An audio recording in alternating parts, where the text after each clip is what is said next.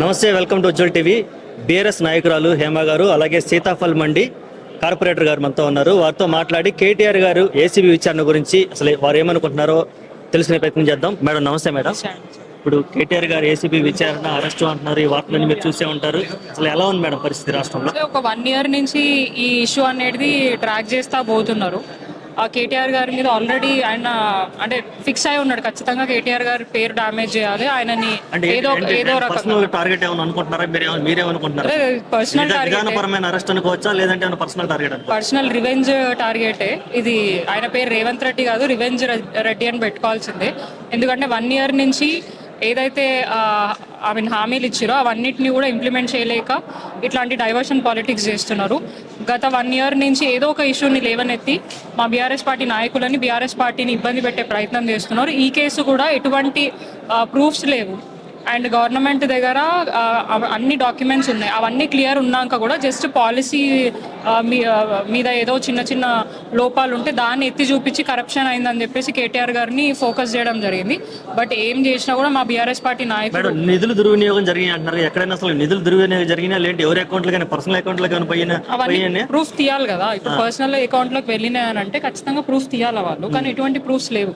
మొన్న కేటీఆర్ గారు ఎప్పుడైతే హైకోర్టుకి అపీల్ అయినరో అప్పుడు వాళ్ళు ఇన్వెస్టిగేషన్ ఏం ప్రాసెస్ ఏం జరిగింది అన్నప్పుడు వాళ్ళు ఏసీపీ అధికారులు ఎటువంటి డాక్యుమెంట్స్ ప్రొవైడ్ చేయలేకపోయినారు. సో నిధులు డైరెక్ట్గా ఒక మంత్రి, కాంగ్రెస్ పార్టీకి సంబంధించిన మంత్రియే స్వయంగా ఒప్పుకున్నాడు, ఈ నిధులు ఆ ఫామ్లా ఈ సంస్థకి వెళ్ళినాయి, అవి మాకు తెలుసు అని చెప్పడం జరిగింది మీడియా ముఖంగా. సో వాళ్ళకి తెలుసు ఇక్కడ ఎటువంటి అవినీతి జరగలేదు, కేవలం పాలసీ ఇష్యూస్ మాత్రమే ఇక్కడ ఉన్నాయి. అంటే ఆయనకున్న పవర్ మేరకు వారి డెసిషన్ తీసుకొని గవర్నమెంట్లో ఉన్నారు కాబట్టి ఆ డెసిషన్ తీసుకోవడం జరిగింది. సో దాంట్లో అవినీతి జరిగింది, పైసలన్నీ కేటీఆర్ గారు తిన్నారు అని చెప్పి మాట్లాడుతున్నారు. కానీ మాకైతే ఖచ్చితంగా నమ్మకం ఉంది, కేటీఆర్ గారు ఎటువంటి అవినీతి చేయలేదు. అండ్ డెఫినెట్గా ఒక క్లీన్ చీట్ తోటి అడ్వకేట్స్ లాయర్ సమక్షంలో ఇన్వెస్టిగేషన్ జరిగి ఖచ్చితంగా మంచి ఇదితో బయటకు వస్తారని మాకు నమ్మకం. ఇప్పుడు వ్యక్తిగత హక్కులు కూడా భంగం కలిగించే విధంగా బిహేవ్ చేయటము ఒక సీఎం స్థాయి వ్యక్తి, అందులోనూ ఇప్పుడు కేటీఆర్ గారు కూడా 10 సంవత్సరాలు రకరకాల పదవుల్లో ఐటీ మినిస్టర్గా ఉన్నారు. అటువంటి వ్యక్తిని రోడ్డు మీద నిలబెట్టడము, ఆయనకు లాయర్ల సపోర్ట్ ఇవ్వకపోవడము, ఇవన్నీ చూస్తుంటే ఎలా అనిపిస్తుంది అసలు? అదే అంటున్నా అండి, రివెంజ్ పాలిటిక్స్ అవి కంప్లీట్గా కేటీఆర్ గారిని టార్గెట్ చేశారు. మమ్మల్ని 1 year నుంచి ఇబ్బంది పెట్టే ప్రయత్నం చేస్తున్నారు. ఇప్పుడు దాకా ఎటువంటి గ్యారంటీలు ఇంప్లిమెంట్ చేయలేదు. ప్రజలు ఎవరైనా ప్రశ్నించినా మా బీఆర్ఎస్ పార్టీ నాయకులు నిరంతరం ప్రజల పక్షాన గొంతిప్పి మాట్లాడుతున్నారు కాబట్టి ఆ గొంతుని నొక్కే ప్రయత్నం చేస్తున్నారు. అండ్ ఆ ప్రయత్నంలో వారు ఏమనుకుంటున్నారు, అంటే ఒకవేళ ఇలాంటి కేసులు పెడితే అందరు కామ్ అవుతారని. బట్ మేము కామ్ అయ్యే ప్రసక్తే లేదు. డెఫినెట్గా మేము ఇంకా గట్టిగా పోరాడి ప్రజల పక్షాన అయినాం. బీఆర్ఎస్ ప్రభుత్వం ఉన్నప్పుడు ప్రజల సంక్షేమం గురించి, అభివృద్ధి గురించే మేము ఆలోచించినాం తప్ప ఇట్లాంటి చర్యలకు ఎప్పుడు పాల్పడలేదు. గత ప్రభుత్వ కాంగ్రెస్ హయాం కానివ్వండి, టీడీపీ ప్రభుత్వం ఉన్నప్పుడు కానివ్వండి ఎన్నో అవినీతులు జరిగినాయి, కానీ అవన్నింటినీ కూడా మేము ఫోకస్ చేయలేదు. కేవలం తెలంగాణ రాష్ట్ర బాగు గురించే కేసీఆర్ గారు నిరంతరం పోరాడినరు, ఆయన కృషి చేశారు. కాబట్టి 10 సంవత్సరాల బీఆర్ఎస్ ప్రభుత్వ హయాంలో ప్రజలందరూ సంతోషంగా వారి లైఫ్ స్టైల్స్ని లీడ్ చేయడం జరిగింది. కానీ 1 year నుంచి కంప్లీట్గా ఆర్థికంగా ప్రతి ఒక్కరు ఇబ్బంది పాలవుతున్నారు. ఎటువంటి ఇన్వెస్ట్మెంట్స్ ఇక్కడికి రావట్లేదు అండ్ వాళ్ళు చెప్పిన గ్యారంటీస్ ఎటువంటి ఇంప్లిమెంట్ చేయట్లేదు. దాన్ని డైవర్ట్ చేయడానికి ఎప్పుడు చూసినా కూడా కేటీఆర్ గారిని బీఆర్ఎస్ పార్టీ నాయకులను టార్గెట్ చేస్తున్నారు తప్ప అది అడ్మినిస్ట్రేషన్ చేసే చేత కాదు. ఫస్ట్ ఆఫ్ ఆల్ ఆయన సీఎంగా ఎవరు గుర్తిస్తలేరు. సో ఆయనను గుర్తించడానికి ఇట్లాంటి చర్యలకు పాల్పడుతున్నాడు అండ్ బెదిరించి భయపెట్టించి ఆ రెస్పెక్ట్ని పొందాలనుకుంటున్నాడు. కానీ అట్లా సాధ్యం కాదు. డెఫినెట్గా ప్రజలందరూ గమనిస్తున్నారు. రానున్న రోజుల్లో ప్రజలందరూ బుద్ధి చెప్పే సమయం దగ్గరకు వచ్చింది.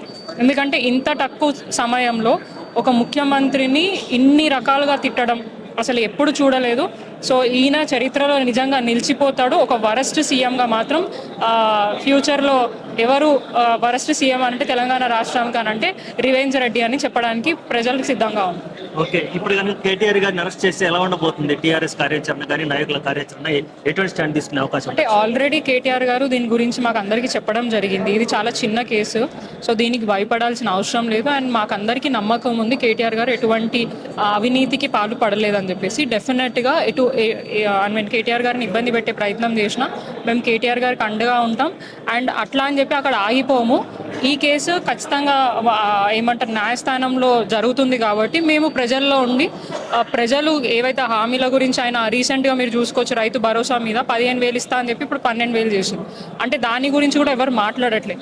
అట్లాంటివి ఇష్యూస్ అన్నింటినీ కూడా లేవనెత్తి ప్రజల్లోకి వెళ్ళి కాంగ్రెస్ పార్టీ నాయకులు ఎవరు వచ్చినా వారి అంటే ఇంకా కూడా చేస్తాము వచ్చే స్థానిక సంస్థలలో ఇంకేమైనా చేస్తామని హామీలు ఇచ్చినా కూడా ముందు ఇచ్చిన హామీలను నెరవేర్చిన తర్వాతనే ఇంకేమైనా చేయాలని చెప్పేసి ప్రజల్లో మేము విస్తృతంగా క్యాంపెయినింగ్ చేయడానికి సిద్ధంగా ఉన్నాం.